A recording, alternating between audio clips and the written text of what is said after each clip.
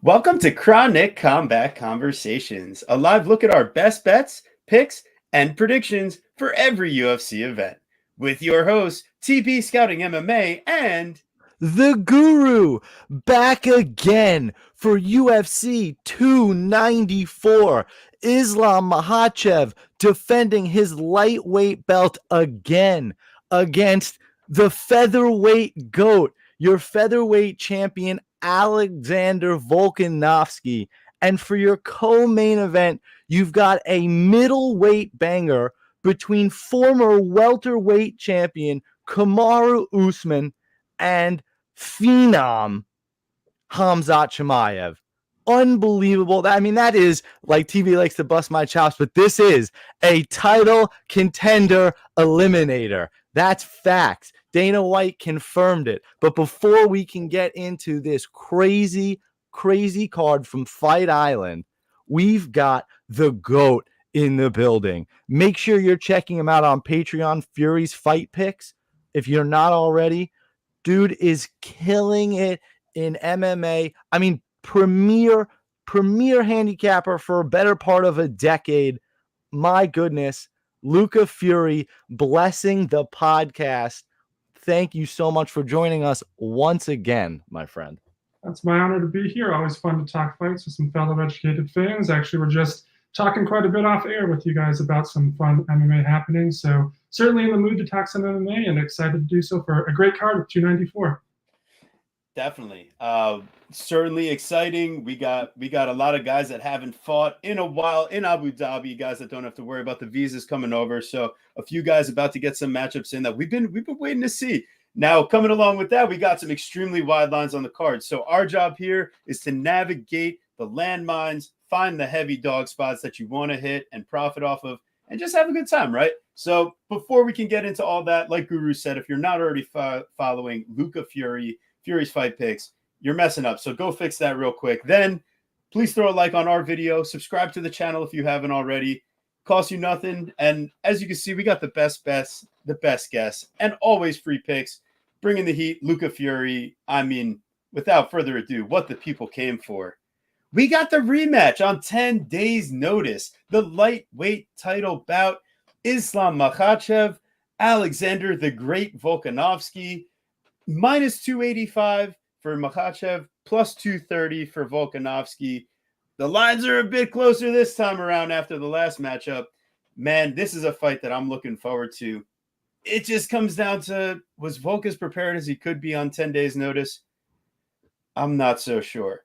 But what I am sure of is he's one of the toughest dudes out there. I have nothing bad to say about his game or Islam's game for that matter. And I could get into the crazy technical breakdown, but what I'll say is it just seems like the younger, bigger guy that was training full-time to be in this spot for this fight in his home country.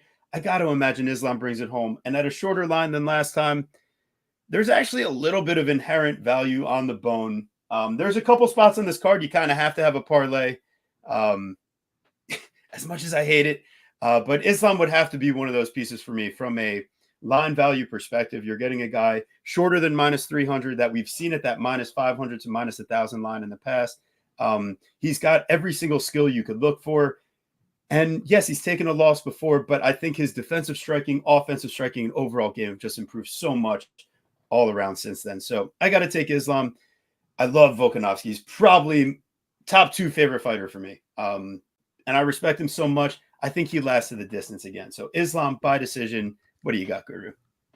Yeah, what an unbelievable fight. I think a lot of people feel that this card got an upgrade on, I believe it was either 10 or 12 days notice, right? And I am kind of one of the people that certainly feel like it did, especially in the co-main event area.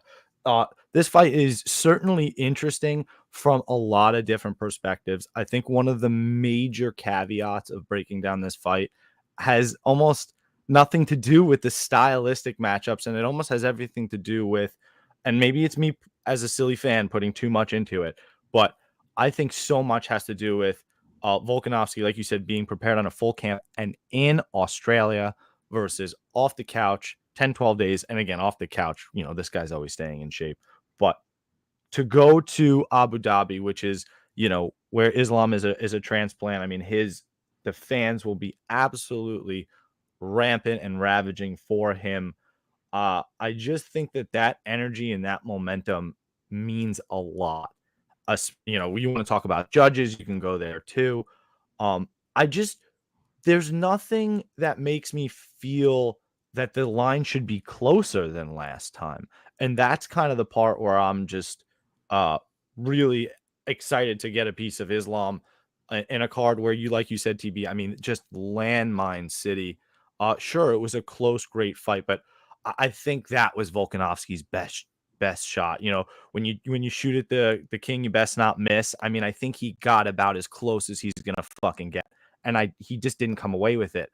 And I can't see him being better this time because I just think all the surprises are kind of out the window. They really do know each other very well after 25 minutes. I think Islam was a little surprised with how good and how strong Volk was with the grappling. But if you don't think that with the level of his grappling that he's not going to find the little micro technique that he needs to be more successful, I think you're nuts. And obviously the big caveat for Volk was how good Islam was in the striking, and I don't think that he was expecting that. So I just it puts me on Islam, and I think Islam in over 1.5 is -150 on Bet365. I mean, that's just some crazy stuff. I see a lot of people betting this fight to go the distance. I'm not sure. Rematches, I don't know that they exactly happen the same, so I'm not fully there, but I think the fight lasts over 7.5 minutes. What do you think, Luca, about this barn burner of a title fight? Yeah, I'm largely in agreement. So for starters, the first time around, I actually bet Volkanovski plus 330, and my whole reasoning there was I thought it was going to be a close fight, a 3-2 decision, one that he could potentially win, and basically what happened. They were very even, but you did see some of the things for Islam that worked the first time, and those are probably going to work again the second time too. For example, the size. Obviously, the size difference was huge. That allowed Islam to have some success in the striking that he otherwise would not have had. For example, the reach and the distance. You saw Volkanovski get caught with some shots that seemed like he thought he was outside the reach of, outside the range of, and he wasn't. Obviously, in the grappling, Volkanovski did very well in terms of technique, but Islam is just a much bigger, stronger fighter. And, well, yes, Islam did tire a little bit, and maybe that happens yet again. We still saw the size is absolutely a very clear factor in the matchup. Not only that, one of the reasons why I liked Volkanovski's chances in that first meeting was everybody seemed to be super high on Islam. He had not lost or really been tested in quite some time. Seemed like maybe even he was overlooking Volkanovski a little bit. And he did say afterwards that he was surprised by how good Volkanovski was. So maybe he did overlook him a little bit. Like I said, that was actually an angle I had going into it. So I thought Volkanovski had a chance to surprise Islam there. On top of that, Volkanovski had not lost in a long time. He was in his absolute prime of his career. He didn't really have any outside the cage issues. It was basically like a prime position for Volkanovski. As you guys mentioned, that was probably his best shot to go out there and defeat Islam. Well, now in the rematch, we have the 11 days notice, which is one bad thing. Volkanovski's now up there in age. He's 35. On top of that, Islam, say this wasn't short notice, say there weren't all the other intangibles I'm about to mention going against Volkanovski, say this was a full camp and everything, well, who's likely to improve more since that first meeting? Obviously, Islam. He's an improving fighter much more than Volkanovski is right now. On top of that, in terms of adjustments, I don't really know that many adjustments Volkanovski can make from the first time, whereas there's multiple adjustments that Islam can make. So all of that goes in the favor of Islam. Then you have also Volkanovski recently having surgery on his hand, also recently having a new baby girl. So these are all things, also had his birthday recently as well. So this isn't just a short notice for him. It's not like, well, maybe he was training for Topuria in December or something, and now they bumped his fight up a month or two to October here. No, what happened is he was basically on the couch, recovering from surgery, enjoying his birthday, enjoying this new family life. It's not his first kid, but a new child. And all of a sudden, probably got a bunch of money to fly over to Abu Dhabi and try to get a crack at the lightweight title, which he probably wouldn't get another shot at for a while otherwise. So if you're Volkanovski, I think even he knows this is not exactly a position where he's setting himself up for the best success. That being said, I still wouldn't discount his chances just because, as we saw in the first meeting, he is very even and competitive in all phases with Islam. Even though that might not be as competitive this time, it's still probably going to be a competitive fight yet again. There's also the chance that Islam could get caught here, whether it's with a submission late when he's tired, whether it's with a big punch at any point. So I still think it's a relatively competitive fight. I still expect to be probably a decision, probably 3-2. But I do expect, for the reasons I mentioned, that Volkanovski will probably do not quite as well as he did the first time. And in fact, I would say the first time I thought there was the most likely path for Volkanovski was a decision.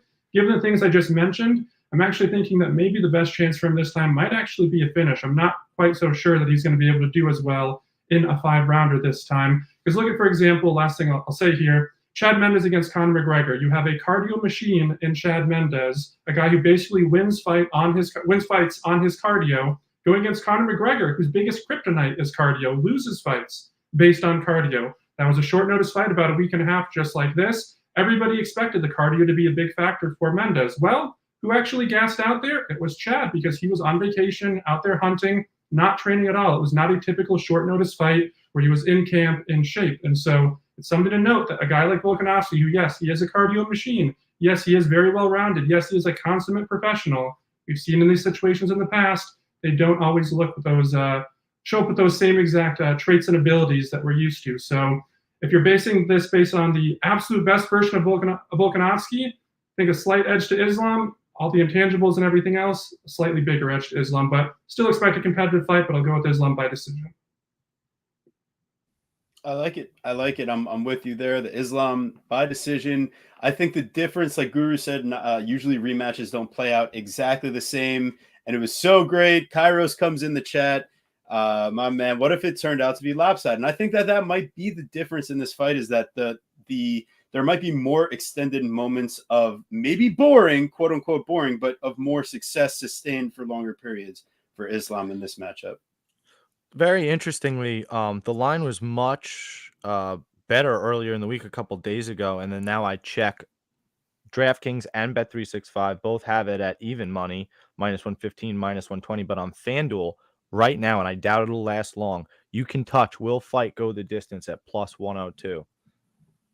Tell me, is that something that you might be interested in? Yeah, there's some value there. That could take it out of the hands who wins the fight, but like we said, Volkanovski coming off the couch, the proverbial couch.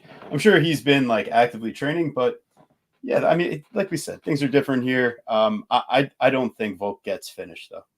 Is my ultimate thought. So hey, +102, let's have a party, right? I think if he does get finished, though, I think it's by sub. I don't think that there's much into the knockout. I think if Volk is really getting smashed, maybe he does kind of look for a way out, because I don't know. Do you really want to get smashed up and not defend your featherweight title for 6 months or longer? Yeah, that is kind of aggressive looking ahead like that, but I get what you're saying. He was supposed to fight Topuria. He was. Also, he still is. Also worth noting, Islam doesn't really have that powerful a ground and pound. He definitely prefers the submission. So if Islam is, say, it's round 4, Volkanovski's gassed, just in a completely stuck position, back him out for multiple minutes, it's probably going to be a sub regardless, even if Islam is trying to go for the TKO. Yeah, that's fair. Sub or decision. 270 is that sub line. Yeah. All right. Well, we're moving on. We got we should. The co-main event, the short notice matchup, another one of them. Another one. Paulo Costa pulling out. We got the Nigerian nightmare Kamaru Usman at +245 versus Khamzat Chimaev Boers -305. And look at that. I mean, he's giving you the side eye there. That's Did you also see their interview where like Chimaev is just kind of like staring in the camera like, it's great. That was some anyways. On Twitter. But before I get into this breakdown, I just want to say shout out people in the chat. You guys are going crazy. You're awesome. Keep on doing your thing out there. But what I have noticed, there's a lot more people in here commenting, having fun, than have liked the video. So go ahead, throw a like on the video, please. Help us out. Doesn't cost you anything. Now, question over 2.5 rounds. Yeah, we're liking that. So would Kamaru take him down, smash? I don't know. Comes out smash. I think so. We'll get there. Appreciate you plugging our show around, James. That's Appreciate what you. I mean by sharing it around. Like, like just plug it a little bit, throw it in the weigh-in chat randomly. You know what I mean? You never know who might I'm serious, you never know who might go click on a fucking link. Appreciate it. That's For true. real, James. We appreciate you, James. You're the man. But back to this fight, I just had to go quick sidebar. But the Nigerian Nightmare, man, we don't generally see a plus 245 next to this guy, huh? And I mean, I guess for good reason once you start looking into this matchup. I came into this week, oh man, Kamaru, underdog, could be a real interesting shot here. And listen, I respect the hell out of this guy. And for that reason, I don't think he gets finished by Chimaev. But I think the overwhelming size, physicality, and lack of wear and tear, at least to the same level that Usman has in this career, is what's going to allow Chimaev to just kind of outpace and outwork him. And if this fight was at 170 and Usman was still on a streak and holding the belt, then I would have a different feeling. But not making Chimaev cut down to 170 is just as big a deal as Usman not having to cut to 170. Like Chimaev, the reason that fight stayed so close with Burns, one, Burns is able to land a little bit of power and get some respect, but Chimaev slows down with his pace, and he can't just keep up the same smash kill pace when someone's putting up resistance. Now, the difference is he's at 185 now. And I think that's going to provide a big boost from a cardio perspective. And physicality, you can fill out into his frame a bit more without worrying about cutting those extra calories before the fight. So I'm going to take Chimaev here. I think he could generally outwork Usman. And I think he'll maybe not the cleaner striking on the feet, but the more athletic striking. And Usman, I don't think he could quite sit down on his punches the way he's going to need to against the bigger guy here. So I'll take Chimaev, and I think he might even have some success with the wrestling too. Maybe not till later, but I think he can get there. I'd be really surprised if this fight for Usman looks anything like his last few fights. I mean, you just look at who he was fighting. Leon Edwards twice, Colby Covington, Jorge Masvidal. These are like patient guys. They're like standing there waiting to counter strike each other with all good wrestling chops. It's 5-round fights. They're conserving their energy. Khamzat is insane fucking pace. He is not going to respect Usman unless he makes him. And what you saw from Usman in the Leon Edwards fights was so concerning. How about in the Leon Edwards 2, right? Leon Edwards 2, he gets in that first round, he gets hit with the outside trip and then immediately gets into Mount Butterflies, and then a turtle cannot get up off his back. Doesn't have the knees to bridge, can't get up.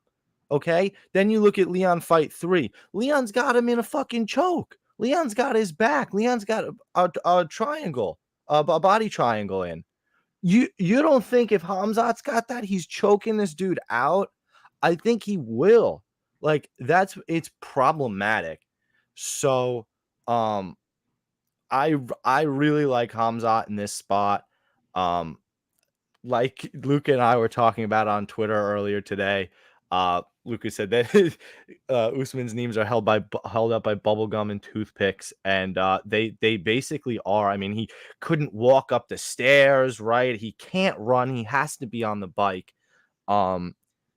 All things that are not good for a 36-year-old guy with a ton of miles on him, going up 15 pounds. And dude, I'm watching the Leon fight. Like, there's just no. You have to hurt Khamzat. Like, Gilbert Burns was swinging on his punches, trying to really damage and hurt Khamzat. Like, that second fight with Leon's just tired. He didn't do any damage to Leon, and that's basically why Leon was able to pull it out of the fire. Because Usman is just trying to mentally and physically, make you tired and then mentally break you. Does that sound like Khamzat Chimaev to you? This is a real problem matchup for Usman. And I again, like you said, TB, so wisely, like I came into the week like, dog, is this a dog? A former welterweight champ? Dude, no, can't get there. Not at 36. So give me Khamzat. The rise continues. Him versus Strickland in like February or something sounds insane. So Give me some of that. Mr. Fury, what do you got? Yeah, I agree. It's worth noting that a few fights ago, they opened up a line back when Usman was still the champion, and he was minus 150 against Chimaev, which at the time I thought seemed kind of ridiculous, considering back then Chimaev had fought no one remotely decent.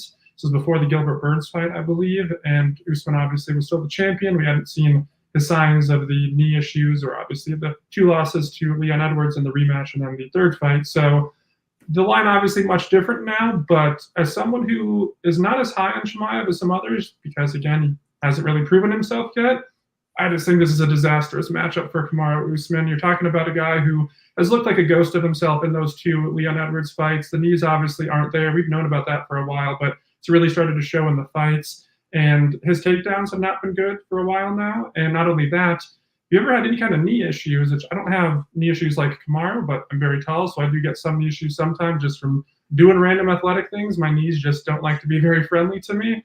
And if you're doing any kind of grappling with knee issues, it is a nightmare trying to get back up because the ways that your legs have to kind of bend and twist and you put pressure on them, you have to do it in some, I guess, unconventional ways that aren't necessarily great for the structure of them. If Khamzat is getting takedowns here on Usman, I don't know if he's going to be able to successfully get back to his feet. I think this might be like one-way traffic, just an absolute smashing. So it really depends what version of Usman we're getting here. Obviously, short notice makes it a bit of a wild card here. Bit of a different situation. Volkanovski had obviously all the intangibles going against him, but still don't think that's a good thing for Usman. I'm already obviously have concerns about his physical shape and now not having a full proper camp. Maybe it's, again, just trying to get a big payday at the tail end of his career. So I don't really have much hope for a good version of Usman here. He's also moving up to 185 now. And yes, I know that Khamzat used to fight at 170 as well, but Usman made his career basically outsizing and outmuscling his opponents. Yes, he had good technique, but he was always the bigger fighter in his matchups. Not going to be the case here in terms of at least the pure strength. So I think between the form that Usman is in, the size and the strength disadvantage he's going to be going against, more so a strength disadvantage than a size disadvantage. The size is actually pretty similar, but also the fact that Khamzat is much younger, much fresher, much more aggressive as well. As you mentioned, the recent bouts for Usman have been very patient. He's been kind of able to dictate the range, dictate the pace, slow them down when he's wanted to. It's not happening with Khamzat here. So you have an old guy on the way out with bad knees. I mean, even at the open workouts, his knees looked bad when he was getting up. He looked like an old man, super slow, the way he was posturing his legs too. It's just, yeah, I don't have high hopes for him in the grappling here. So I think you have a much younger, more fresher, more aggressive fighter in Khamzat going against a guy who's clearly on the way out, moving up on short notice. I mean, every red flag and intangible is going against Usman here. So I like Khamzat. I like him probably by stoppage actually as well. Yeah, I can't hate it, and that's why he's leg 2 of the Islam and Chimaev parlay. I'll have one more leg, and it's coming up soon. Stay tuned. But wait, there's more. Yeah. This is elite stuff you got here. How would you have known to parlay these 2 juicy favorites? No, because as we go down the card, I'll explain to you what a juicy favorite is. This is just kind of like, probably properly juiced, I would say. No, you're right. I was just being kind of yeah, you're right. To be fair, I'm the guy that swore off juice parlays as of 2 weeks ago, and here I am. So what the fuck else are you supposed to do on this card? They're not giving you a fucking choice. They're like, here, give it a try. I dare you. As someone who has made a lot of money in my entire career betting serious chalk throughout the years, I will say I always find it humorous when people would criticize, not just me, but any handicapper, being like, oh, you're laying chalk. Well, of course, where's the skill in that? I'm like, okay, it's just so easy that you can just pick some random minus 400 favorite and just throw a dart at any card. Why are you not a millionaire hitting 100% on your bets? You're right. It's also what I've learned vis-a-vis Jacob Malkoon. It's also like mitigating this like stupidity of who you're betting on the minus 400s, which is kind of what you're saying, Luca Fury, and which is what also TB is saying as we continue to get through this card, is not every minus 300, not every minus 400 is created equal. And that's why we have the show where we break it down and we talk about it. So here we go. We got Magomed Moshrut Ankalaev versus Johnny Black Label Walker. Minus 360 for Dwight's brother, minus 360, and plus 285 for the guy who dislocated his shoulder doing the worm after a fight. So it's an interesting thing here because they're both 31. I was actually a little shocked by that. But Johnny, 3 inches taller, going to have a 7-inch reach advantage. It's just, I feel like he has 2 skills. It's either be extremely defensive and play from the outside and hope that your athleticism gets it done against washed opponents, or go absolutely psychedelic and hope your athleticism gets it done against washed opponents. Johnny Walker, once he's like forced to kind of play a game against someone that has some fortitude and ability to withstand his athleticism, I mean, it all falls apart, right? Jamal Hill, I mean, we all saw what happened there, right? I have a feeling that if he comes out like Iwan Kudelaba, Magomed Ankalaev knows what to do. And if he comes out like Thiago Santos, Magomed Ankalaev knows what to do. Once again, I came in, oh my God, Jody Walker, plus 285. I think I'm going to take a dog shot, Guru. And then I looked into it, and it just couldn't happen. Ankalaev's counter speed is going to make up for the reach differential. And he's got his own kicks. Jan Blachowicz, elite at checking and throwing his own kicks. And that was the difference maker on the feet last matchup. Johnny's a few steps below of the Muay Thai game of Jan. I outstruck Israel Adesanya on the feet, Blachowicz. Magomed Ankalaev, I think he gets back to business here. He should roll. The thing is, I can't trust the guy to get a damn finish. And Johnny Walker has been going to more and more decisions. So if there was anything sneaky, I wouldn't go with the finish here for Ankalaev. But he's the third leg of the super greasy parlay. Go ahead. Listen, it's going to be minimal. This isn't a 5-unit max bet, whatever. But I got to get a little action on the money lines here because I'm looking across the card and I'm seeing guys that are minus 500, minus 600.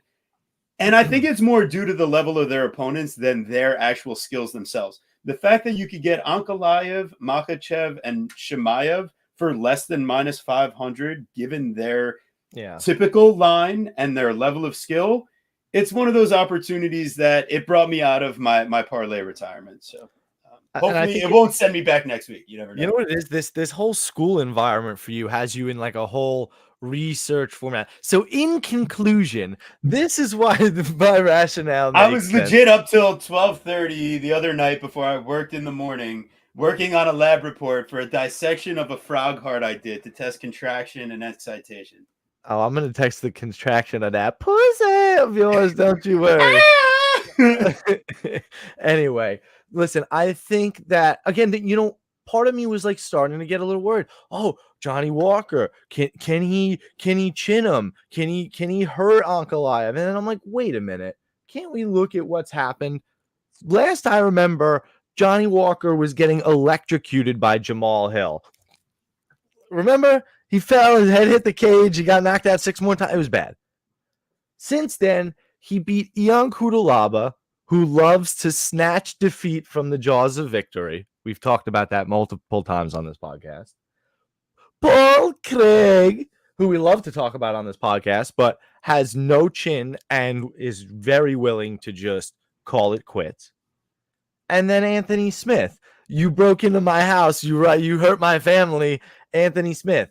Washed, no knees. The durability is gone. The output's not there. Gun shy, doesn't like to get hit. We could go on and on about the unfortunate things we could say about Anthony Smith at this point. Love Anthony as a person and a broadcaster. Ankalaev is not those things.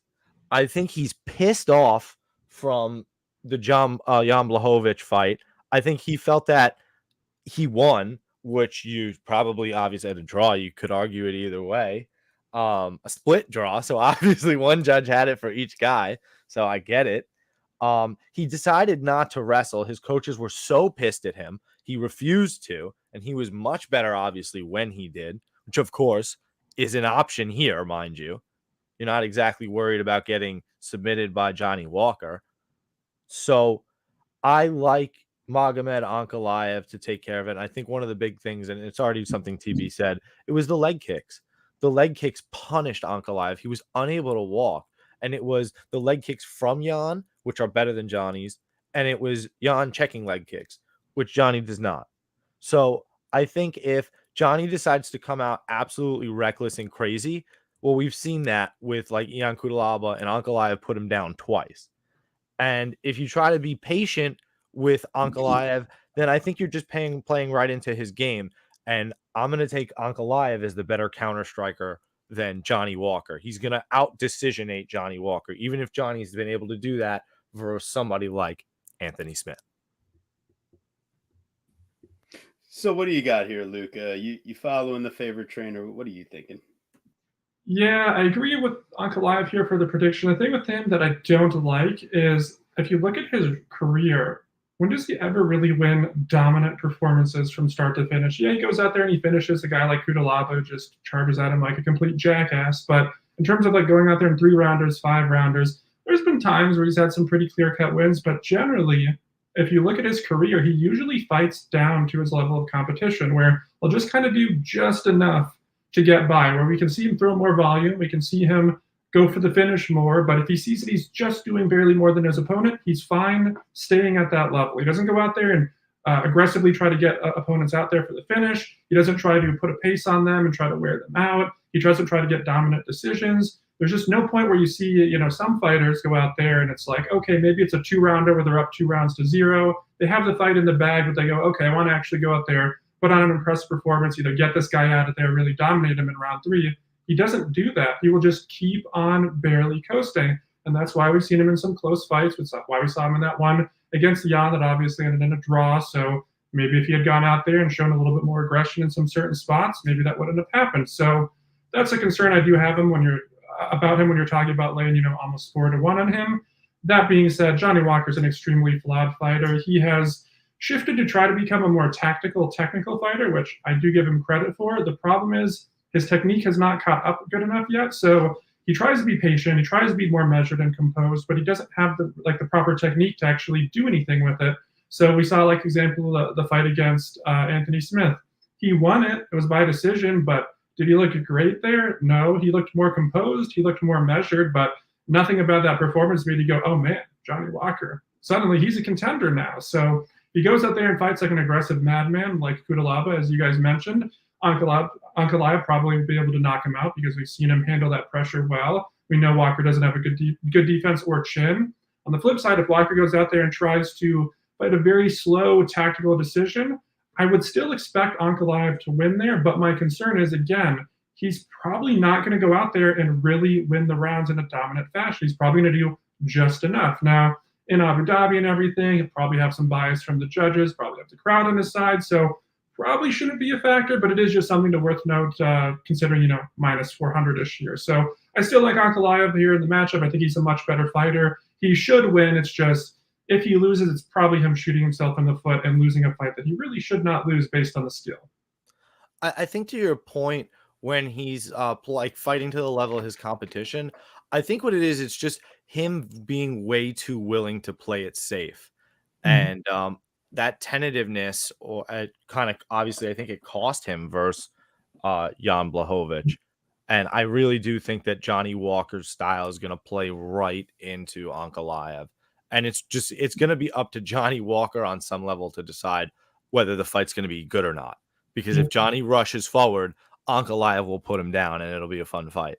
But if Johnny tries to decisionate him, then Ankalaev will be more than happy to oblige, and they will pitter-patter for 15 minutes, and it'll be a stupid decision. That's also why the over-under here I have a really hard time gauging, because it really totally depends on which Johnny Walker we get. And he might come out for a round, try the slow-paced thing, it doesn't work, and then just come out like a madman in round 2, and it still goes under. So when you have a fight where the over versus under is so clearly decided by what strategy an opponent is going to take, and that fighter has very different strategies that they've shown in the past, makes it very tricky to analyze. So I've seen a lot of very strong opinions on either the over or the under. I would exercise some caution from people out there.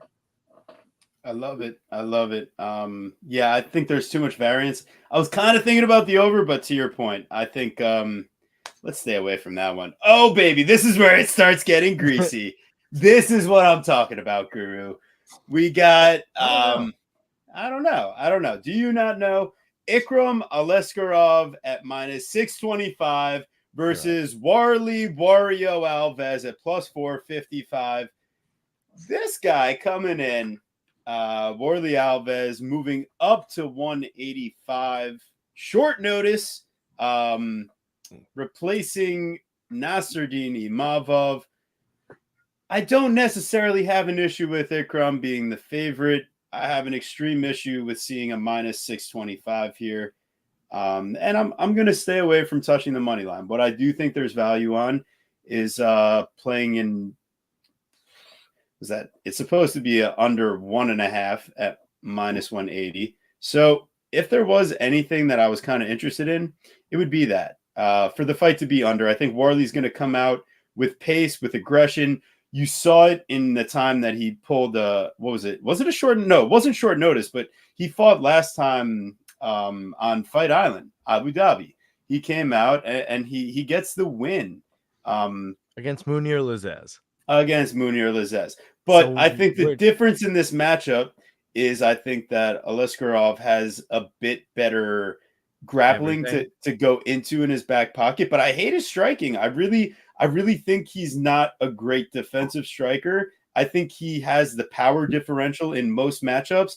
I'm not sure here. But I also don't know which version of Warley's showing up. I'm not laying plus 455 on Warley. My pick in this fight is Ikram.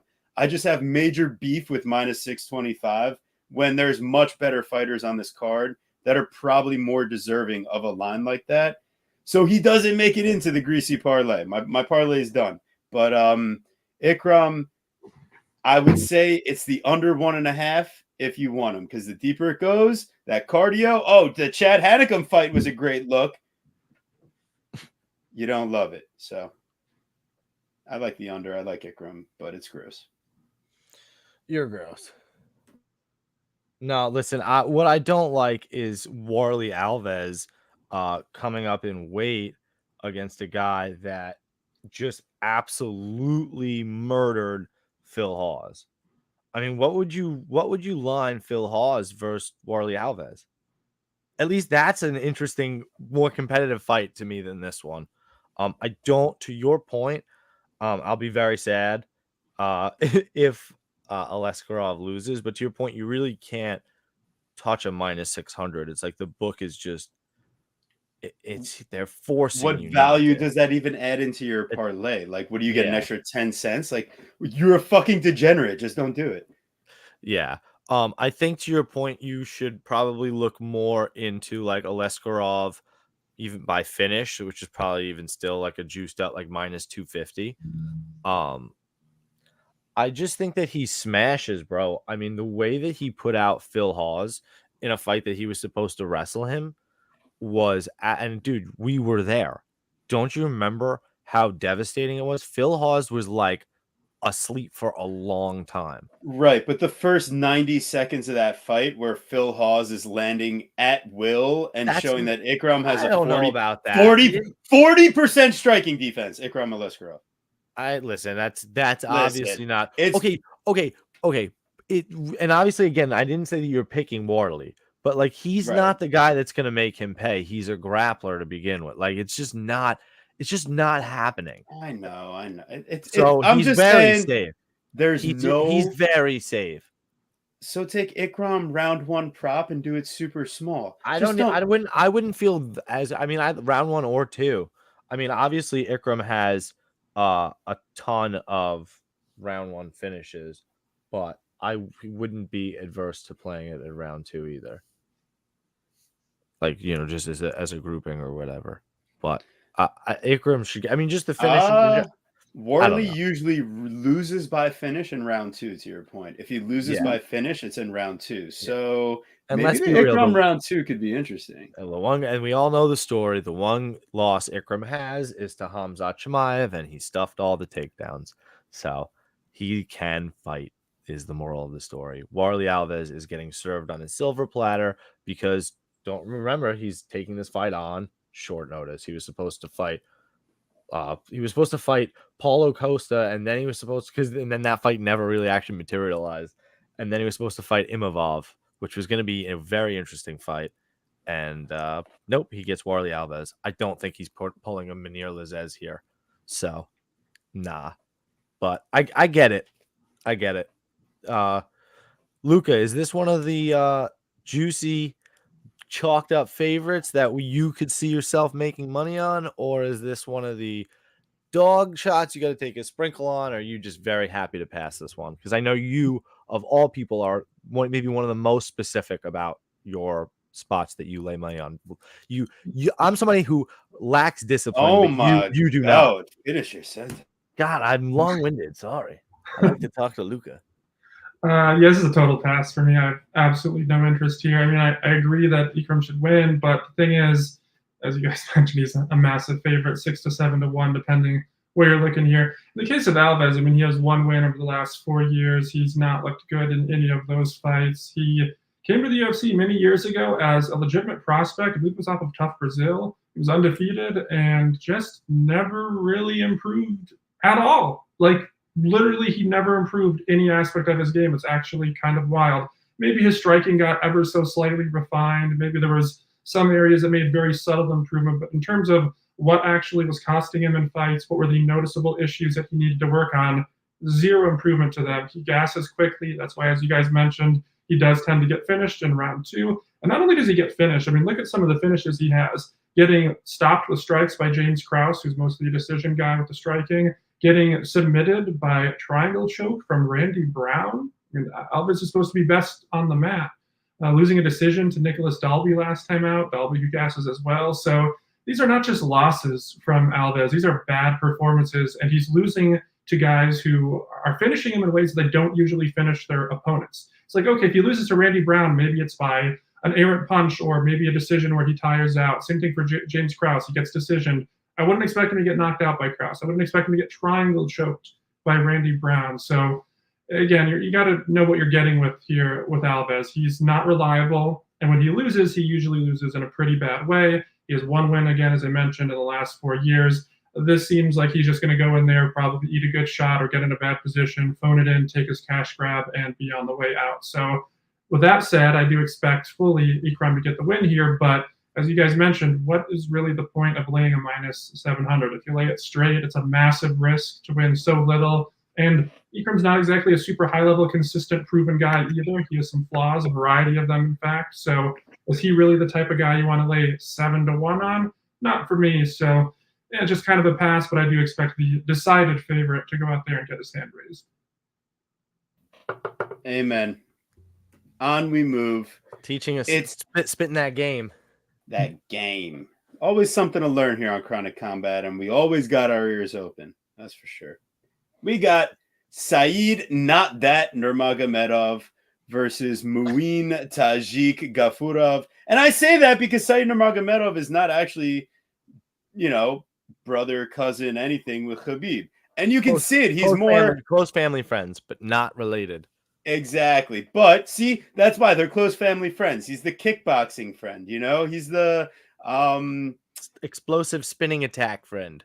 Exactly. Or the ninja choke friend. He's the submission over position Nurmagomedov, not the position over submission, not the ground and pound fire. But listen, Nurmagomedov in this matchup, I think watching the tape on Gafurov is that the things that he's kind of open to getting hit with defensively is exactly what Nurmagomedov brings to the table. I just think you need like some sort of deadly weapon to actually finish Muin Gafurov inside the octagon. I mean, the guy has fought John Lineker. He gets head kicked by Sexy Mexi, who's legit. The latest and greatest Chad and hella good. No, but seriously, Muin Gafurov has faced legit competition and has never been finished. I think it would be more likely for Nurmagomedov to find some sort of front choke submission, the ninja choke that he loves so much. But I think Gafurov doesn't necessarily shoot blindly like that. He likes throwing his own spinning kicks, back fists, combos to the body. His cardio builds as the fight goes on. And that's where it gets interesting because Nurmagomedov, I think, handily wins the first 2 rounds. But I think it's going to be sweaty round 3 if you're holding the Nurmagomedov ticket. So, not going to lie, definitely ask Guru to help me out here. I put the lines backwards. And Nurmagomedov was the minus 180. Gafurov is the plus 150. Oh, whoopsies. But so we got Nurmagomedov. I think he's just got enough to get it done. I just think it's going to be by decision. And I think the fight going the distance at plus money was just enough to play on its own. But Nurmagomedov decision at like plus 200 odds also. Man, I could talk myself into some of that. So we call Saeed on Jack Slack Patreon the Valor stealing Nurmagomedov. Yes, exactly. He's going for all the glory. Thank you, Edgelord. Appreciate all you guys in the chat. Took this from Dan Tom's show. Are you guys the James Krause of betting the house and undoing? Say, oh my God. That's pretty good. That's pretty good. But really appreciate you guys. Make sure you're throwing a like and subscribing if you haven't already. Really appreciate everyone that makes time to be a part of the show. Guru, I'm going Nurmagomedov by some sort of sketchy, just held on for round 3 decision. What do you got here? What a tough fight in some ways, to at least to me, because I feel like we didn't get the best view of Muin Gafurov in his last fight. So let's, John Castaneda. The best of you. God damn it. All right. Well, if you're going to bust out the Foo Fighters, I really can't get mad. Muin takes that fight on short notice against, a fairly high level opponent, top 20, 25 guy in Castaneda. He loses. He's kind of, I don't know, arguably winning round 1, very close round, until, he gets hurt. So then he loses the round. So it's fair, right? He gets dropped. Then round 2, he's winning the round and going to win the round, but he headbutts the guy. So he charges him in his head, I guess. So they take the point. And then in the third round, remember, it's short notice. He's too sleepy. He's too tired. So can't get it done. We watched Saeed Nurmagomedov's last fight with Jonathan Martinez, who again is another fairly good guy. And he gassed out after about 6 minutes, 7 minutes. Both him and Muin Gafurov are very inefficient with their energy and the way that they throw their spinning bullshit and miss and get tired. So I honestly think that the fight could go the distance. It's one in my notes, in my homework that I have. I wrote before the line was out. I wrote fight goes the distance. It's an angle I like. And that at plus money right there to me it's a bet. So I'm gonna be placing a unit on that. I think that's a shot that I'm very willing to take. Both guys, like you said, are durable, and I'm gonna give it a go. And I don't know. I kind of want to take the crazy stab on Muin Gafurov, but I don't know. Could the Let's go. Could the Abu Dhabi judges be just as upset that Nurmagomedov's trying to steal their valor, so they don't give him the decision? What do you think, Luca? Yeah, it's kind of a weird fight. Nurmagomedov, I feel like, has generally been overrated because of his last name. People see that. The casual fans, they assume he has some sort of relation. They expect him to be some sort of wrestling-based fighter, and he has some wrestling. He's probably actually the better wrestler here, probably going to be able to defend takedowns and either outstrike him or possibly even catch him in a choke. But the problem I have with Saeed is he's not great at putting everything together. Like, he'll have moments where it's like, okay, yeah, he eventually gets the choke, but before that, he looked out of sorts. Maybe he was losing, maybe getting outstruck. Maybe he shoots takedowns at inopportune times. He just doesn't seem to have, it's kind of hard to put into words, but you see some fighters like, say, Anderson Silva in his prime. He had sort of a process to how he did things. He'd come out, the first minute, he wouldn't really do a whole lot. He would basically intentionally do nothing, just trying to read his opponent. Second minute, similar, but he'd maybe start doing a little bit more. Then it was about the third minute where he would start tuning it up and then eventually really get going. In the case of Saeed, sometimes he kind of comes out strong, sometimes he kind of comes out slow, sometimes he takes a round off, sometimes he takes a couple minutes off.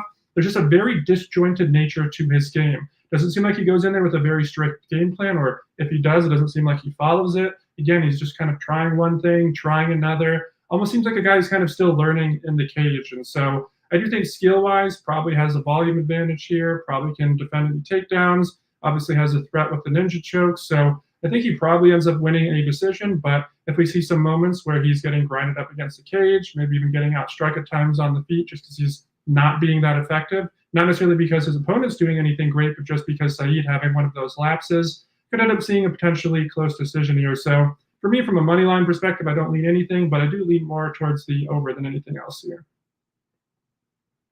Love the over. Love that we have the same type of idea there.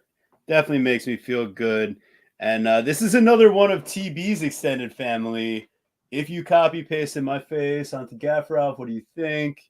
beard, hair, similar-ish. If I let it go longer, did a little puff up, could it work? Not quite the Andrei Arlovsky resemblance, but it's close, right? I do have some back hair, not quite the patch, but we didn't even talk about that. Should I ever feel any type? I feel like I got maybe just a unique look then, because everybody always says who you look like, but I don't. I never look like anybody. Come on. I'm like the generic plug and play. Like I'm the template for the Eastern European guy with beard. Like any 2K, MLB The Show. Like whenever you go to make someone, it's so easy for me to like replicate this generic ass Eastern European get together here. You kind of look like Angry Joe, the YouTuber. Yeah, that's pretty good. Oh my goodness, it's pretty good. So let's see. As I did some line shopping, yeah, you can get plus 120 on FanDuel and Bet365, plus 100 fight goes the distance on DraftKings. So I would probably go to FanDuel or Bet365 instead. Interesting. We will get there, Edgelord. Appreciate you joining us and giving us your best bet today. That's pretty solid. And Justin, like a Mokaev under 2.5. Interesting. All right. So that means we got to move along to our next fight. But first, do the thing. I already told you a couple times. If you're not listening, shame on you. We got Tim, Mr. Funky Elliott versus Mohammed the Punisher Mokaev. Plus 340 on Elliott, minus 440 on the Punisher. Over 2.5, minus 195. Under 2.5, plus 150. This is another one of those spots where I was thinking, oh man, there's going to be some value on Tim Elliott here. He could be the trickier guy on the feet, probably. He's got some solid wrestling and ability to, like really push his pace. And then I was like, well, what's the best matchup that I could say is analogous to this one? I really think it's the Raw Dog Roy Val fight, if anything. Crazy chaos, scrambles. Mokaev won't be just accepting of bottom position. Young, hungry, athletic. I think Elliott might have some success, and I think he might even win round 1 and have some early success round 2. I just think the gas tank of Mokaev and the pace, the cardio that's going to be required for this matchup. I've seen Elliott kind of crumble as it goes on in the past. But then you throw on the tape and you see Malcolm Gordon at the end of round 2 in a back take on Muhammad Mokaev. And I'm like, well, this guy's not part of the parlay. It's not happening. So yeah, not betting Elliott, not betting Mokaev. But what I am interested in, Mr. Justin Villegas, the under 2.5 at plus money. Definitely have some interest in this fight, not seeing the distance. What are you thinking, Guru? I don't know. I kind of was thinking about Tim Elliott. Maybe it's stupid. Maybe it's the wrong time to fade Mokaev, especially when he's at home. And I don't think that like Tim Elliott is way too malleable to like being controlled from top control. But you're sure that Mokaev has the better cardio? Like I'm not that fight with Tajir Umbekov was crazy close. And who would win, Tajir or Mokaev? I mean, still maybe Mokaev. I think that's still a pretty good fight to be had. Maybe. I don't know. The Alta Moreno fight didn't ultimately impress me though either. But hey, same thing. You want to do the matchup the other way? What would happen with Tim Elliott versus Jafel Filho? That guy took him to task. Obviously, Jafel's young, up and coming guy. Scrappy and, making his debut in that respect. But I think it's just closer than the line is. I think Tim Elliott's going to come out there and fight really hard. And he's got a ton of experience. So this is Mokaev's biggest test. And I don't really trust him at this price. So I don't know. I can't, like you said, if Malcolm Gordon is somehow giving you trouble in any way, I think Tim Elliott is like licking his chops at that kind of shit. And you're the kind of guy that tells me, right? He's in a new camp. He seems focused. His diet seems together, right? So yeah. I guess I just I'm not so sure. Don't tell me you're getting startled now. Don't get too startled. No, I just I don't think that this is the He's a spot that I need to little take the shot here. long in the I tooth. think yeah. So Luca, do you have a breakdown for this fight? I know you said you had to make your exit. Did you have a breakdown for this one? If not, I just want to give you the proper goodbye before you have to hit the road here. So I haven't researched this one or the prelims yet. Actually, going to be getting on that tonight here shortly after we wrap up here. But I'm familiar with both fighters, so off the top of my head, obviously my opinions might change slightly once I research it. But Tim Elliott, he's a very tough fighter to look good against, and you look at even his losses. He still has like weird moments of success a lot of times. Like even the dominant loss to Mighty Mouse, he almost choked him there. So he's a guy who's kind of always been throughout his entire career. Someone who does a little bit better than he should at times. He's very unorthodox with his style. He's relatively well-rounded in terms of his skill set. He's just not that technical. So the better fighters are ultimately going to beat him for the most part. But a younger guy, less experienced, like in this situation, maybe he actually does struggle a little bit with Tim. So for me, I would say off the top of my head, I would say dog or pass. But after I'm done researching it, I would expect to probably end up passing here. Amen. And really appreciate that perspective. Let me just going to go ahead. Want to give the people a good view. Beautiful new studio setup. Luca Fury. Make sure you're following Fury's Fight Picks out there on Twitter, his Patreon. Really like one of the longest running sharp bettors in this MMA betting space. I mean, I don't know if there's anyone that goes back as far. He's like a dinosaur of the game at this point. And honestly, the knowledge that he brings, really appreciate it. So Guru, anything else you want to say to Luca before we let him get his last words in here? No, man, just gonna miss you here for the rest of these cards. Hope you get your bets together. I know you will, and I'm sure you're gonna cash as well. And we'll see each other on the old Twitter sphere, X sphere, and we'll be in touch, bud. Be good though. Thanks for joining us. We really appreciate it. Yeah, of course. Thanks so much for having me again. Good luck to you guys with your bets, and good luck, obviously, to your audience as well. I always say, the sports books are the enemy. No reason to have hostility between handicappers or even people on Twitter in that. Sports books are on the other side of the table. All the hostility should be directed at them. We as sports bettors and handicappers should actually be trying to work together and help each other. I agree. Amen. What a great way to leave it off, Luca. Have a great night, and best of luck this weekend. Thanks, you as well. All right. So we will hopefully y'all didn't leave and y'all are still here with us. Yeah, let me tell you, this is where things get interesting. Very interesting. They get funky. Boom, boom. Oh god. Immediately off the rails. So but we're not taking funky. It's not. Don't get it misconstrued. Are you sure? I don't think so, dog. I really don't think so. I got Mokaev as the pick. And I can't bring myself to bet it, nor can I bring myself to bet. Like I said, it's the under. The fight doesn't go. Plus money for Mr. Funky himself, who loves, like, I know that he's not the greatest of finishers, but seeing Mokaev being put in sketchy positions himself by submission threats, and then also knowing that Elliott has the ability to gas out and get finished himself, 5 submission losses. I mean, come on, man. Maybe even fight ends by sub, Interesting. What is that line? I don't know. They've been very sketchy about the lines. I don't even think DraftKings has props fully up for this one yet. Oh, they do? Oh my word. Well, the Mokaev by submissions plus 200, so that's already interesting off the jump from a prop perspective in that one. And then is there like an exact method of victory? Boom, to be by submission in the fight is plus 180. So honestly, instead of Mokaev plus 200. What about fight starts round 2? What's the line on that? I believe we're getting asked in the chat. That is also interesting because I think this first round is going to be an Elliott round, and I don't think he's a prolific finisher. Fight to start round 2, as we research here, would be minus 550. Jesus Christ. Well, he's onto something, so. Yeah, definitely. Appreciate you, Martin, for the idea.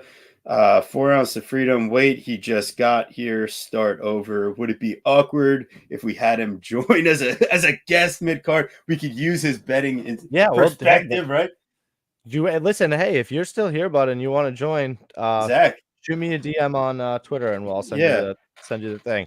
Yeah, that would be interesting, I think, right? Get a Yeah, I'd little be happy to have surprise you, second MJ. guess would be a fun time, right? So Well, it's the old tag team. I know he's a big WWE guy, yeah. so I'll give Well, him. from the top ropes, Zach off the top ropes. I'll give him a moment. I don't know if he's still here. He has been talking about the potential, Anyways, 4 Ounce to Freedom. If you guys aren't following, he does some great interviews with regional prospects, multiple of which have been signed to the UFC at this point. So, and just a sharp better overall. And Guy that loves the game. he's been ducking meeting me in person. Wow, unreal. Just doesn't want to meet up. Unreal. Doesn't want to fly me out to Salt Lake City to go see bare knuckle boxing. Oh man, so here we go. This is the fight. This is the one that we have been waiting for. We have got Mohammed, the long lost brother of Hani, Yahya, versus Trevor Hell's Peak. I mean, this guy is just absolute. He's like if you married Darren Elkins and Nate Landwehr, except gave them the ability to not be finished. And Mohammed Yahya, let me just tell you, I went in, I was like, wow, I'm getting even money on someone that is named Mohammed fighting in Abu Dhabi. I know, pretty not cool of me, but I went and did the research because we're not biased and we don't discriminate. So I went and said, holy shit, this guy is not that good. Early on in fights, he's getting taken down. He's being controlled. He's being held against the fence. He's getting dropped by this guy, by that guy. Well, these guys are like 5-3-1 in their career, fighting for a title for whatever fucking reason. And Mohammed Yahya is getting dropped in round 1. It's disgusting. It's gross. So I get it. They're trying to fill out the card with guys that, he's a UAE Warriors champion. He can't fight in the U.S. probably because he can't get a visa or whatever. Well, Trevor Peak, he'll fly out to Abu Dhabi to fight. But the thing is, Trevor Peak's not going to get finished. He fights Chepe Mariscal in his last fight. And, I mean, you want to talk about a dog. Chepe Mariscal finishes Jack Jenkins in his fight after Trevor Peak. Trevor Peak, I mean, he was like the lock of the locks, all of the locks, the week that he fought Chepe Mariscal. But the thing is that he just couldn't put him away, and he was being out-technical the whole fight. Mohammed Yahya, I just don't think he's safe enough. And he's got a legitimate off button. And Trevor Peak, I think, he really is getting the chance to come back here, right his wrongs, fight someone that probably doesn't even deserve the UFC shot. But, I mean, the line's minus 162. I got in at minus 125. I'm getting the junkyard dog here. Shout out Blood Money MMA Bets. We cash last week on Elkins at plus money and, caught the guy at minus 125 here before he got out to minus 162. I did my job. I'm happy about it. Guru, what are you thinking? I didn't do my job at all on this fight. Did you check your text? I didn't do my job at all on this fight. Yeah, I know you're horrible, actually. No, and I mean at all. I know. I saw. You're terrible. So, yeah, I didn't do my. I was interested in Trevor Peak as a dog, and then missed it, and then I was like minus 120. I was like out of spite. I'm like, okay, well, when I get to taping this fight, maybe I'll look at minus 120 then. But I'm out of spite. I'm not going to lay it now. And then it's minus 160. And I'm like, well, that's fucking crazy. And yeah, I never looked into the fight. So I forgot that this fight was even booked. I'm going to look into it for tomorrow. And I did a bad boy. So hey, Guru, you piece of shit. I don't really have much, but all I can tell you is that it seems like we got to ask Rich. We get just win, baby. Is this the public mush of the week? Because I've seen everybody and their grandma on Peak. I haven't seen anybody on Yahya, and he's still the guy that throws like this, right? Like he's still not a very good MMA fighter, right? So, yeah, but it's enough. I didn't do my job. Yeah, I mean, we've been doing cards. All right, you're done. That's it. All right, we're moving on. Listen, we've been doing cards all year. When have I done that? I did a bad boy. Unbelievable. I did a bad boy. Under 1.5 at minus 125, but that's only if you're picking Peak because Mohammed Yahya is not finishing Trevor Peak. So Don't even recommend the under in this spot because I'd rather just tell you to bet peak inside the distance is what I would tell you. Muhammad Yahya has only ever lost by finish, 2 submissions, 1 knockout. Peak is probably just going to knock this guy out. There we go. Here we go. Next fight. This is what we're talking about. Again, we've got the Snow Leopard, Javid Basharat, minus 575. Victor La Mangosta Henry at plus 425. And it's disgusting because we're getting the decisionator of all decisionators in Javid Basharat at minus 575.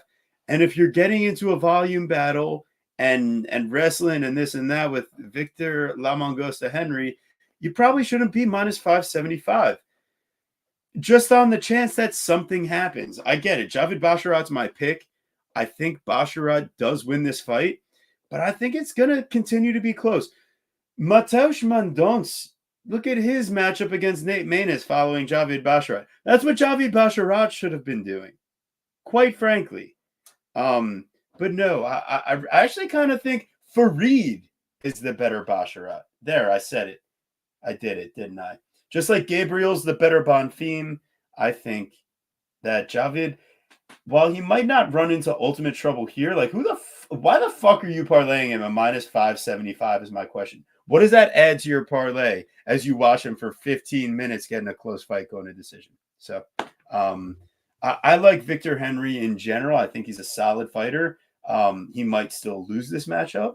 I don't know if I'll get there on the dog shot, but I was like putting together my little, TB parlay for this week, and Javid Basharat is not one of those pieces. I just think that there's tiers to the to the parlay pieces, like or the levels of parlays that you want. Would you say like a PRP? Like a PRP, exactly. And I just don't think that he can be as high up there because he's got 3 UFC fights, 3 UFC decisions, and what we've seen from these judges is that they're not watching, or they don't care about the criteria, or they care about the criteria too much, you know what I mean? Like, and they're not actually, being fair to what's actually happening in the fight. I mean, we can go round and round about how we feel about the judging, but the point is that if you're going to leave it in the hands of the judges, you can't play a heavy favorite. You don't think the guys can get a finish, you can't play a heavy favorite.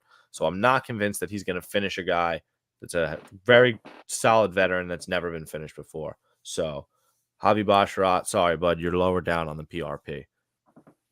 There you go. That's probably the best way to put it, the way that you just did. I got to give you credit for someone that's a sloppy Joe. We're moving on. We've got Captain Morocco, Abu Azaitar.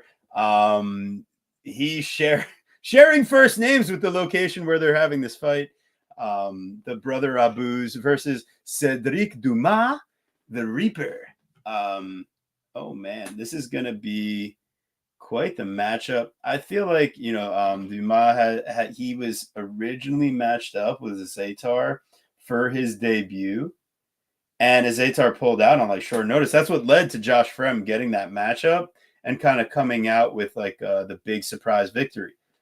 Azaitar's given up size, he's giving up reach, he's giving up age. I will say he should have a solid early part of round 1 if he's not thrown off by the size of SD out there, the Reaper. But overall, I think he's just not going to be able to deal with if SD goes for the wrestling. If Dumas starts landing those heavy leg kicks, I don't think Azaitar has an answer for them. And the reach is just going to be a bit too much to overcome, because if he does come in and try to throw combos and get into the pocket and work the body, I think that's just going to lead to the wrestling game in the clinch of Dumas, who's just going to outpower him. So, Abu can suck a fart. I kind of think that he's going to end up pulling out of this fight again before it happens. But if he makes it there for his 3rd fight in 5-7 years, I think he's going to end up sucking a fart. Thank you, Martin. And yes, James, we are familiar with the Lou Betcha term yam bags. And does that apply with this Azaitar former fight? Guest of the show? Big time, multiple time guest of the show. Actually, future booked guest of the show. Stay tuned. Oh, is he? Oh, shit. Oh, yeah. Oh, yes. For the week you told me, I told you. I claim to know nothing. Jesus Christ. But anyways, so yeah, could there potentially be some yambaggery? I mean, I guess this Sure, isn't why not? necessarily the one that I would target in that regard, but hey, the Interesting. guy hasn't been in active competition for a long time. So if anything, Azaitar, I mean, it could be by any means necessary. But you watch his last fight, it's like, are we gonna see the sweet refereeing of Jaron Vallel this week for Abu Dhabi card again, or is he just kind of like one could only retired? hope. You're definitely gonna get Osiris Maya. Yeah. No, I thought that's for Brazil.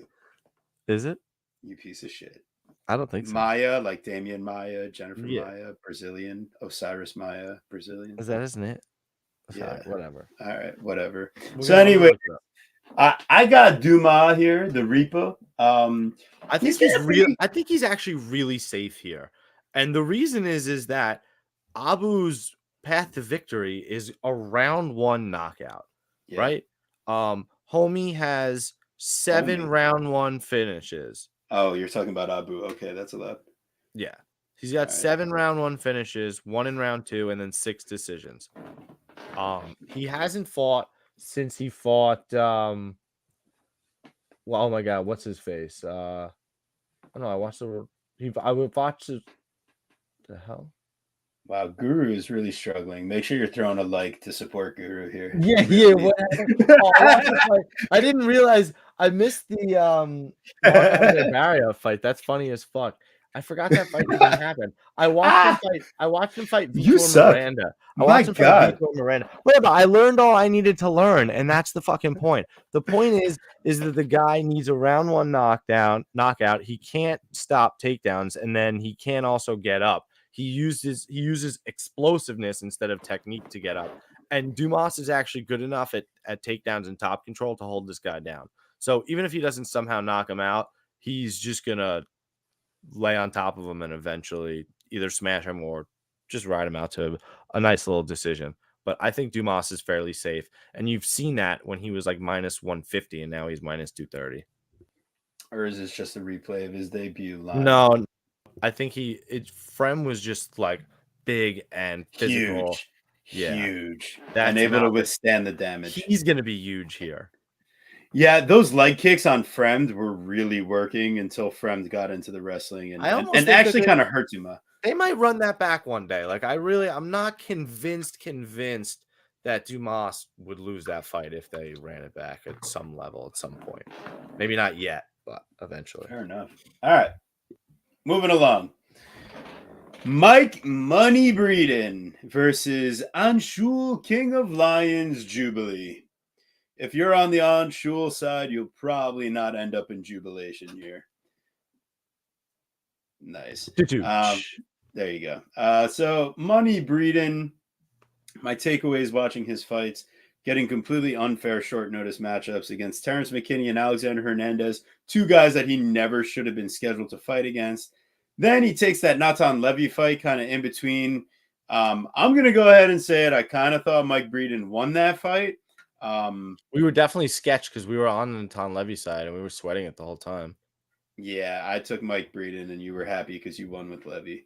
I don't think that's what happened. I think so because I'm pretty sure you took Levy. I'm pretty sure we both did.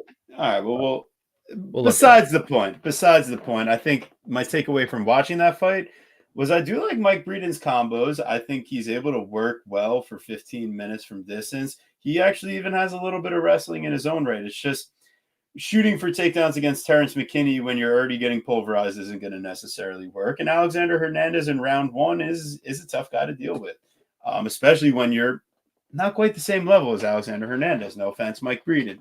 But then you take a look at Anshul Jubli, the guy that was an underdog to Jeka Saragi, someone that I picked against Anshul Jubli. You watch that fight and it's like something was kind of weird about Saragi's doing some weird stuff before the fight's starting. Like the way he's moving those hips in the corner, man, a little sketchy. And then Anshul Jubli, he's not liking the leg kicks and the striking early. And once he gets into the wrestling and is able to land the takedowns and do that over and over on Saragi, that's where he kind of wears him down and finds the finish. Gets the back mount, sinks in the hooks, gets the choke. Breeden does not accept bottom position. That's not going to be something Jubli can just kind of rely on here. I think Breeden's kicks to the body, kicks to the legs, combos up top with his boxing are pretty solid, and he's a solid wrestler in his own right. I got Mike Breeden here. Anshul Jubli should not be minus 298 versus anybody in the world. And the fact that he's a bigger favorite than Islam Makhachev is an absolute disgrace. It's a disgrace. No, I think the bigger disgrace, and let's just be honest, is that Jubli is a bigger favorite over Mike Breeden than Terrence McKinney was. Like, how is that possible? That's You're telling me disgusting. that Jubli is better than Terrence McKinney? He's as explosive. He's gonna dominate him. He's gonna knock him out quick. I'm not super duper convinced of that. Terrence McKinney just kind of overwhelmed him. He didn't even like put him out. That dude wanted to keep fighting. So I mean, to me, he's a dog, and he's got a significant amount more of experience. I'm curious to see if this guy's going to make weight. Obviously, he missed weight versus Alexander Hernandez. Tough fight with Natan Levy, like you said. Jubilee, guy that I'm just not unbelievably blown off the doors with. So I'm just not getting there, especially at this price tag. So you told me to get in at what do we get Breeden at? Plus 250? Plus 275. Oh, I don't think I Bet got 365. I I texted you get that last good? night. I think you did the right thing. Did I get 275? Let's I see. hope you did. If not, you're sloppy Joe. I don't know what else to tell you. Is Breeden's chin Oh, I fucked did though? 275. Hey. Yeah, I know you did. Is Breeden's chin fucked though? I don't think so. He quite frankly didn't even get fully knocked out in It was either of body his knockout shots from losses. Terrence McKinney that started to end that shit. Yeah, and then in the Alexander Hernandez fight, like he gets sat down at one point, but like he's still with it. You know, he's not It's like Alexander Hernandez, yeah, man. I mean, yeah, come on. It's a different. exactly. He's the guy was a top 15, top 25. You know, now he's really top 20, top 25 guy. I mean, what are you doing? You know, you're taking a short notice opportunity to get into the UFC. So, and then Yeah, and then he gets fucked over because he's supposed to fight Lando Venata, but Lando Venata pulls out, and a week before the fight, Breeden still wants to fight. So who does he get? He gets Terrence McKinney. That sucks, my friends. All right, ready? I'm going to cut a promo. From the channel that brought you Darren Elkins at plus 170. You can get Mike Breeden at plus 275. Yeah. Chronic I like Combat. it. Please like and subscribe. I like it. That's a good promo, right? I mean, it was a little low T, but it's oh my god. Well, it was supposed to be stupid and sketchy. All right, next fight. We got Nathaniel, the prospect, Wood, versus Muhammad John, the Hillman, Naimov. Nathaniel, you're 30. We got to find you a new nickname. This is a job for TB, if anyone, right? Nathaniel the Hobbit Wood, because like Elijah Wood, right? We'll take it. He's like that because he's also short for the division. He shouldn't be at 145. Wilfred.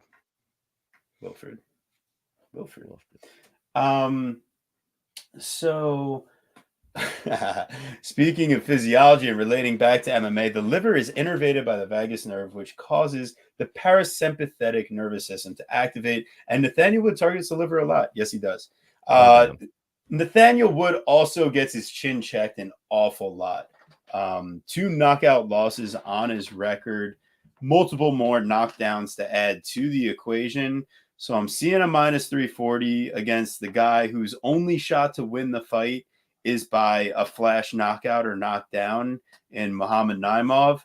Literally the exact same way he just won his last fight. And oh, wait, Muhammad Naimov fought up at 155 his last fight against Jamie a bunch of Malaki. Now he's fighting a guy that spent the majority of his career at 135 in Nathaniel Wood. So these guys are meeting in the middle. So I think Nathaniel Wood's going to be the much faster striker. He's going to be a lot more technical. I think he's got the better outside trip takedowns, conserves his energy, has a better top game. But a minus 340, I'm hesitating before I add him into anything. And in fact, I'd rather look at the under 2.5 at plus 135 before anything else. You like the under? Edgelord is right there with me. The 2.5, 2 units on the other 2.5. Hope it hits. So do I. I like the under because Muhammad's going to sell out for it. I know he's only ever lost by decision. Yeah, And that's like, I get it. Wood cruising to a decision would totally be his style. but I don't even understand. Like, I don't really get it, if I'm being honest. He didn't get finished up a weight class. He ended up getting the finish, mind you.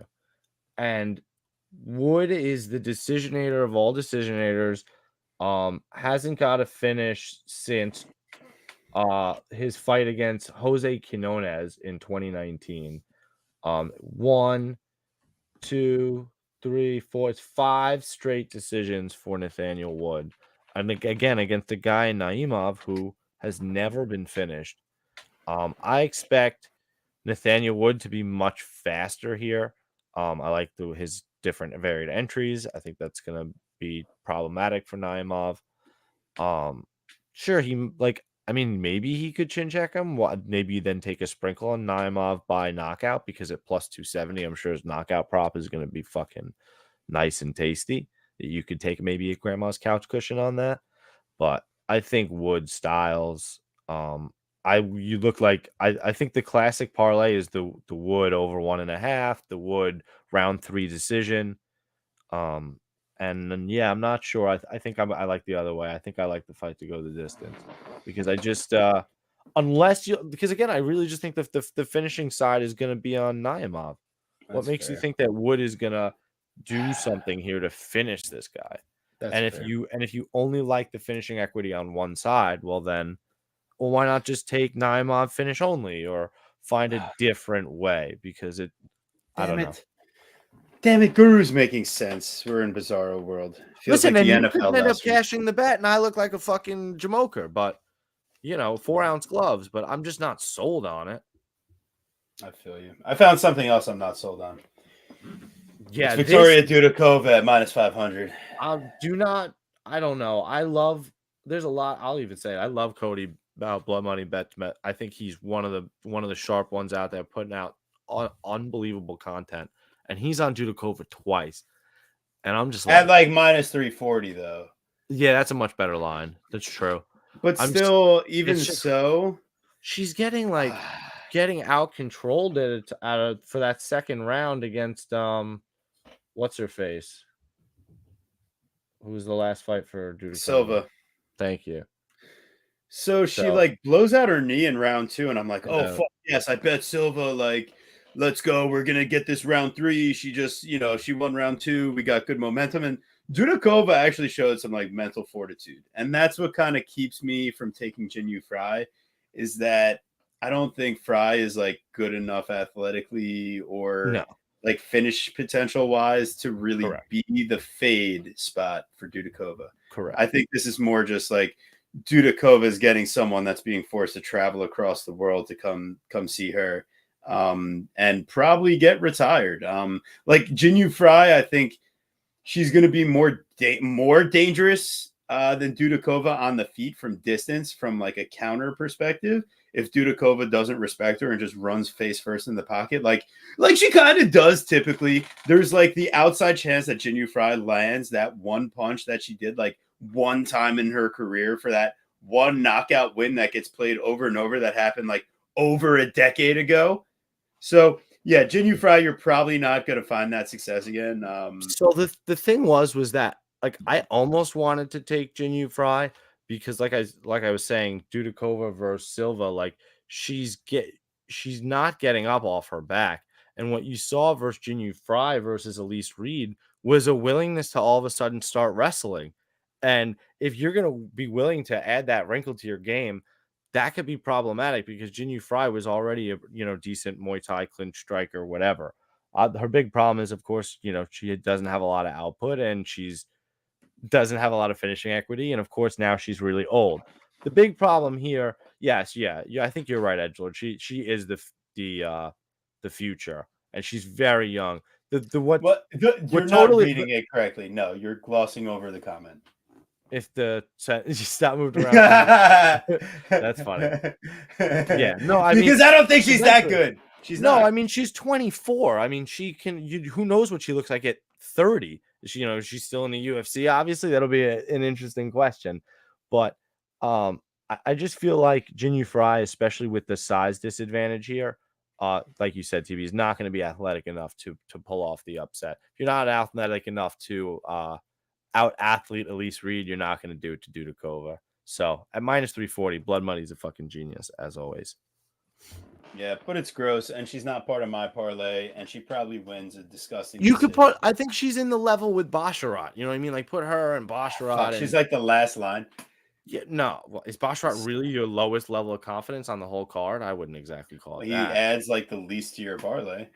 Well, I guess if that's how you're doing the PRP, that's interesting. Yeah, like from a risk, like to what are they adding for me versus how I think, like how often, like fuck. I thought you do the PRP based on confidence. Yeah, it's interesting. It's interesting. All right, TP. Fuck. You do the PRP however you confident you are that they win the fight. I've never done one. I don't know how to do them. I only know to do TRT. Jesus Christ. Oh my God! No way, James. Are you serious with this?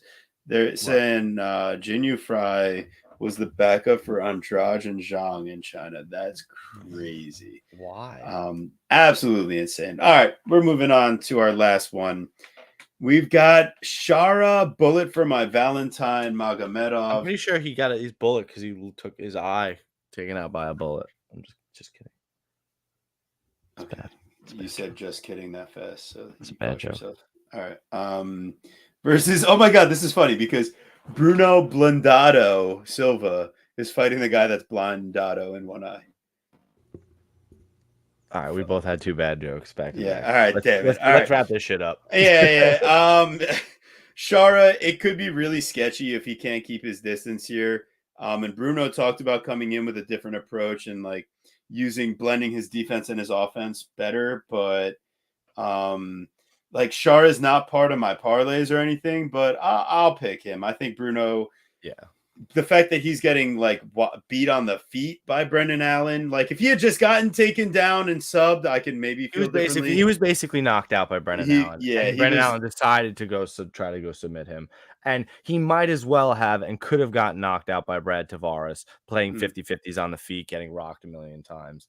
Could you say that you're like Bruno Silva because he got finished twice in 30 seconds also?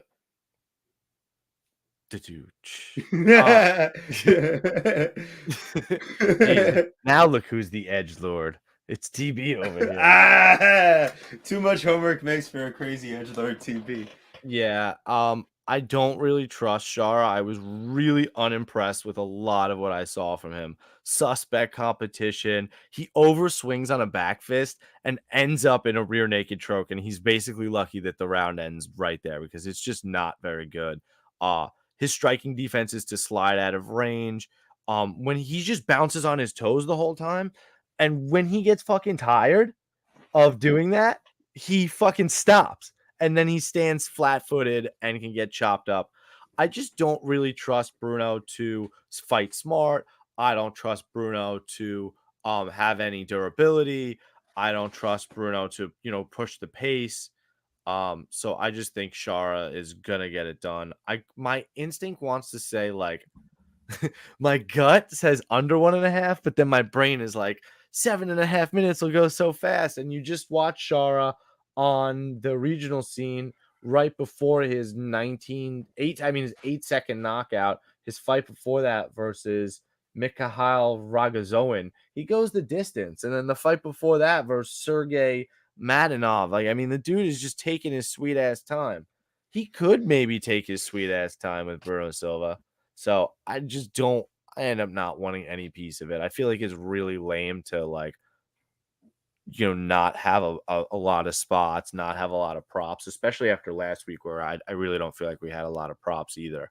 But we did cash that plus 500 submission. So, but otherwise, not a lot of props. But it's a tough card. It's a tough card with a lot of chalky favorites. And then, unfortunately, there's no fucking UFC next week. We get another break, 3 weeks, and then a break here. And then we come back with a little bit of a vengeance, though. I want to talk about low T. It's definitely the break. And I think to Ghost's point, Bruno This is like one of those, he left a piece of himself inside the octagon against Alex Pereira. Like, he put on a fight for the ages, and like he never came back the same. Like, a little piece of him and his durability is just out the window. And we are out the window. Thank you so much, guys. We made it to the end of the card. Amazing time. I've been so fucking busy with school and work and life, but there's no place I'd rather be at. Wednesdays at 8 o'clock and Saturdays when the fights start, whenever the fuck they happen, week by week basis. But seriously, this is my getaway. This is my passion. This is what I look forward to all the time. And my boy, the Guru, we have a damn good time breaking down these fights. So if you guys haven't, I mean, like, come on. You know you had fun too. Throw a like on the video. Subscribe to the channel, because if you're not, like, come on, you're messing up. You should really, really be supporting the boys. We're so close to 500 subscribers, and you know, I think it's the least you could do, right? But shout out you guys too. Absolutely, man. We do it for the fans. We stay consistent for the fans. We do love talking about fights, and we'll always keep talking about fights. But yeah, the 500 subscriber mark is certainly a lofty goal when we set out for this. But we would certainly love to attain it. So you can help us in doing that. So please do so. TB's being a little jizzle baiter over there. He's freaking out. We got it. Man, Take me away. Take me away. All right, dude. Thanks to everybody so much for joining us. Unbelievable co-host, TB Scouting MMA. Make sure you're following him. Twitter, Verdict, Instagram, and Tapology. You see this bicep? You see this bicep? Make the train in the UFC. Woo! Big thanks to our guy, Luca Fury, for joining us for the main card there. Appreciate him for tagging in.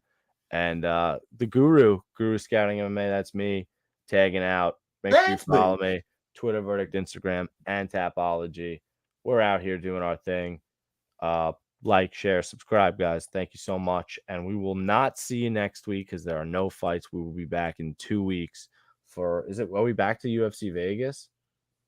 Yeah. Or is it Brazil? Good question. Actually, there will be a piece of extra content announcement. It is Brazil. For class, I have a class, strategic presentation. I had to create a stupid blog, whatever. But I've been doing it for Chronic Combat. Now, that doesn't mean it's actually functional because I have to do like class assignments on there and stuff. But I do have to make a video assignment of like a screencast tutorial. So if you feel like, oh, I want to learn more about implied probabilities and betting lines and how to use DraftKings Sportsbook to navigate said betting lines, I'm going to be posting a little short form video here on Chronic Combat. Probably that's between awesome. 2 to 5 minutes. So I'm going to upload it. Wednesday. The assignment is due. And I need the YouTube link. No, you need to tell her to change the due date. We go on Wednesdays. Yeah, so anywho, but there will be some extra content out there. So if you guys support it, that would be cool. Well, when are you posting it? Well, I have to post it, like the YouTube link needs to be live by Sunday. So by like 11:59. So PM? AM? What? Yeah. Yeah. Anyway, like it needs to be ready before Monday morning. Listen here, you little sloppy Joe. He had to connect to his supercharger. He was losing. Yeah, the bot needed to charge. Don't worry, we're betting Mike Breeden, Rich. I appreciate you and your breakdowns. Rich, are you joining us in 2 weeks? For Brazil. I think that was the potential word, right? So I believe we will see.